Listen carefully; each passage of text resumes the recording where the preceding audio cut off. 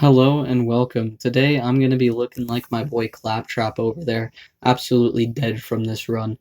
But let's jump right into it. So this run kind of bounces all over the place. At the very start of this run, I get off the bus and I'm actually doing a turret only run. Okay, I thought somewhere in my ape brain that it would be possible to do a turret only run, and technically it could be possible, but it quickly changes and I quickly start using grenades at a certain point in this run. But for the first 5 levels of this run, I killed enemies using melee to get my turret. And for these first 5 levels, and for the first little bit of it, I was only using my turret. Okay, so as soon as I reached level 5, I wasn't using nades.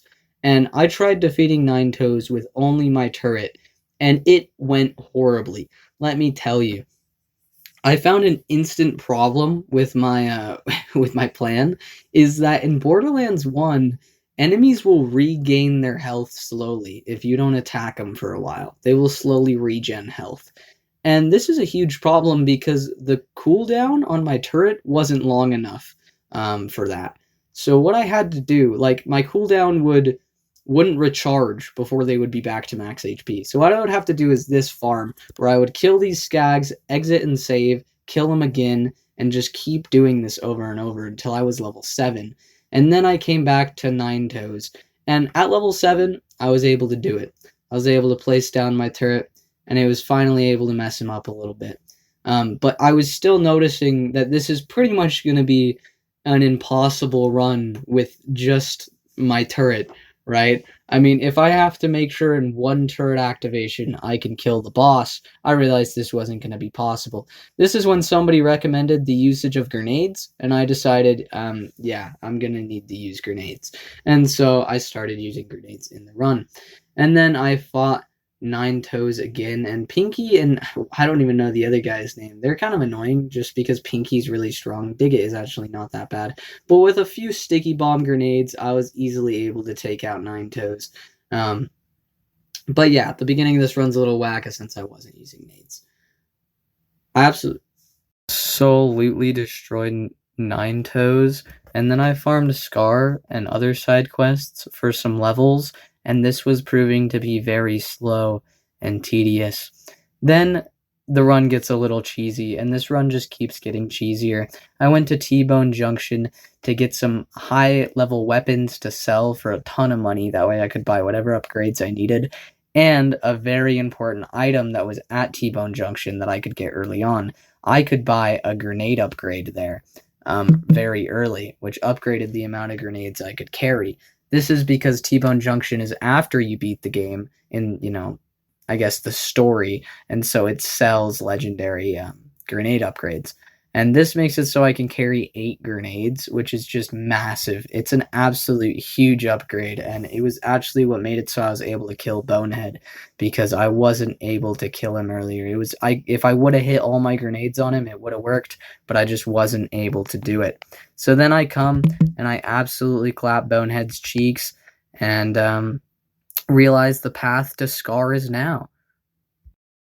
Not Scar. Sorry, Sledge. This is where the path to Sledge starts. But anyway, realizing that, I do a little goofy goober glitch that somebody told me about.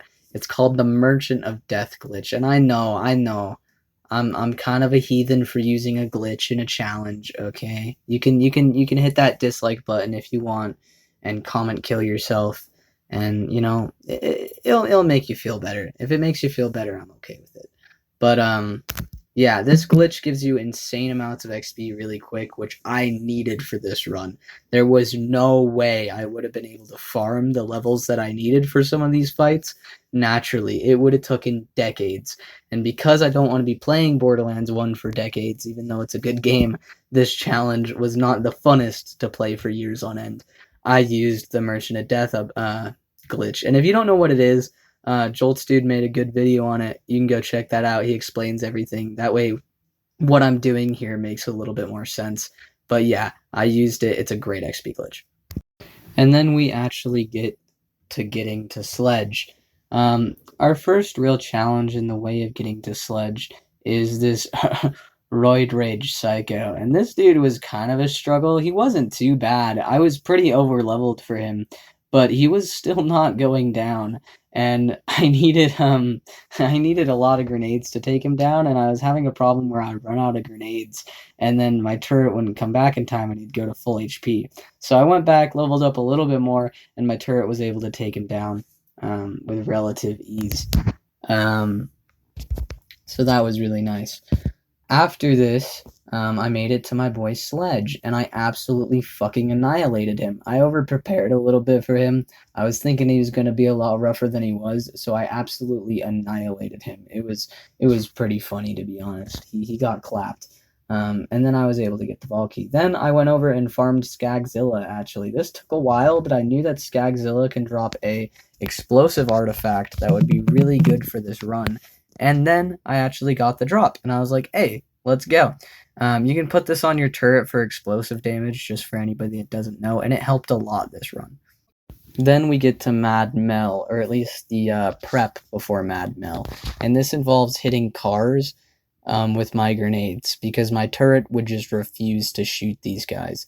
This was pretty awful, but it was kind of fun, to be honest. Like, it was painful, and it took me about 30 minutes, but I was pretty much just playing, like, I don't even know, the most fucked up game imaginable, where I was just throwing nades at cars and praying.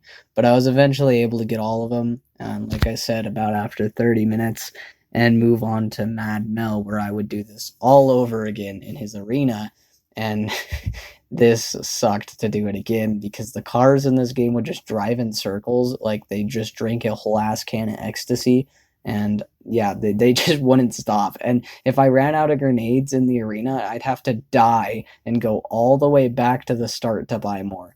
Mad Mel was a lot bigger and slower than all the other cars, so it made it a lot easier for me to hit him. I still took a couple attempts, but he actually wasn't that bad. Because I had been practicing so much on the other cars, I was able to get him pretty quickly. It did take me a couple of times. I died, I think, like, I don't know, 3 or 4 times on this fight, but eventually I was able to become an absolute throwing professional and mess him up pretty bad. And then this other guy just stayed in here and I left him alone. Then I went and collected some booze for the local town drunk, aka Crazy Earl, which would go on to be an amazing character in Borderlands 2. I mean, you already know. I had to go fetch your boy his alcohol. So I went and did that mission. Nothing too crazy. I just wanted to talk about it. And then the next big mission is Chrom. This was actually a lot harder than fighting Chrom was getting to Chrom. I literally would make it behind this thing, heal up my shield, because it was pretty much the only area I could get cover until I got to the doors, and just haul ass, hoping that the turrets wouldn't gun me down ruthlessly. And I could normally make it all the way to the 3rd turret, but he would just laser me, because it was pretty much running directly into him. There was like no hope for me. And so I just got lasered and lasered and lasered. I died here over and over and over, and I leveled up a whole ton, came back, and I still died. It really didn't matter. But with enough determination, I eventually hit the explosive rocket turret with one of my grenades, which totally surprised me. I don't even know how I hit him. And then I was able to hit this guy because I had enough health, and I made it in. So it wasn't too bad. It took a good while. Then we get to Chrom, which is kind of goofy, because I just absolutely blast this man into the next goddamn dimension with my grenades. And yeah, he really wasn't that bad at all, actually, like, getting to him and killing him, because I was kind of over-leveled. I still died here, though, after killing him, but I killed him. And then I get to Janus Knob, and I absolutely knob him out of this universe, but he puts a curse on me before I die to make me spin in 360s for the rest of my fight for my life eternity. This was absolutely awful, because I didn't even have a sniper scope to hit them sick 360s while I was getting sick 360s. Then I go, and with my absolute amazing grenade throws, take down Taylor Knob like a professional, and eliminate the whole Knob family. And after this is done, we get to the Rack Hive. This goofy goober was going to be a problem. I thought for sure I was going to take him out first try, and I was 4 levels above him, meaning I thought I had a huge advantage. but I didn't. My turret just refused to shoot him for some reason, and even on runs where he was shooting him the whole time, I could only get him about half at this level for some reason. So I decided to go level up more and respec my skills, because my grenades also weren't doing anything. Then I came back specced at an even higher level, and I became prepared. My turret was doing a lot more damage this time and actually putting in some work, so I felt pretty confident. I also switched to some fire grenades here, which I don't know if it actually helped, but they seemed to be doing more damage, so I don't know. But within no time, I was able to take this guy out with relative ease. He took a few attempts, but overall the Rakai wasn't too bad, just required a little bit of a time. And then I went and took out some cars, just sniping him again with grenades, and then the local town drunk got in a crash. Shame on him, and I naturally just blew him to fucking smithereens. But then I realized that it didn't count as destroying their car, and I turned and realized that one town drunk was still alive in there, screaming for help, and so naturally I blew him to fucking smithereens. And then I went to Hans and Franz, these two goofballs over here. They weren't that bad at all. You fight them when infiltrating the Thor, the big-ass ship, and I just took him out slowly. And then I get to Flint himself, which was even easier than his goons, Hans and Franz, which I just absolutely melted him. It did take a sec, but he really wasn't that bad at all. After this, I got to the Dickhead McGee Cloud, mccloud, and he gives us clouds a bad name. He took no damage whatsoever, which meant, and because I had no grenades, I needed to go back, get more grenades, and level up more. Then, after leveling up a whole bunch, I came back to Master mccloud with 8 grenades also, and was barely able to kill him. This dude seriously was just really immune to explosive damage, I think, and just all damage in general. He wasn't taking, like, any damage from any of my attacks, but I was able to kill him. Then I found my boy Tanis, and I was pretty much at the end of the game. I had to go activate all of these consoles, which was really easy. I kind of just ran past all the enemies because I was pretty strong at this point. I was a little bit more over-leveled, so it wasn't too bad for me to be doing. But yeah, I'd kind of just run past these guys and hope not to get absolutely gunned down and destroyed. And then I made it to the Destroyer.